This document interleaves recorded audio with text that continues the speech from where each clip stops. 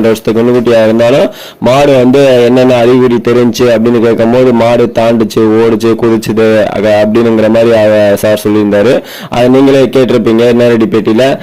நம்ம எப்பயும் போல சொல்றதான், சினை பருவத்துல கரை மாடுகள்ல காணப்படும் சில நிகழ்வுகள்னு சொல்லி கரை மாடு வளர்ப்பு புக்ல இருக்கு. அதுல இருக்கிற நிகழ்வுகள்ல தான் சில இதான் உங்களுக்கு நான் சொல்ல போறேன். மறுபடியும் இதை வந்து நீங்க மெமரியா கரெக்டா வச்சுக்கோங்க. அப்பதான் உங்க மாடு இருந்தாலும் சின்ன கண்ணுக்குட்டியா இருந்தாலும் அது பருவத்துக்கு வரும்போது நீங்க கரெக்டான நேரத்துக்கு சென ஊசி போட்டு மாடு சென தங்க வைக்க முடியும் அப்படின்னுங்கிறதுனால உங்களுக்கு இதை மறுபடியும் சொல்லிட்டு இருக்கேன்.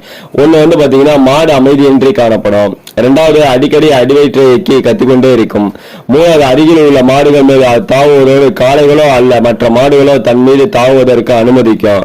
அடுத்து மந்தையாக மாடுகளை மேய்க்கும் போது கூட்டத்திலிருந்து தனியாக ஒதுங்கி நிற்கும். உடல் வெப்பநிலையின் அளவு சிறிது அதிகரித்து காணப்படும். தீவனத்தில் அதிகம் நாட்டம் இல்லாமல் குறைந்த அளவு தீவனத்தை உட்கொள்ளும். அடிக்கடி சிறிதாக சிறுநீர் கழிக்கும். வாளை ஒதுக்கி கொண்டே நிற்கும்.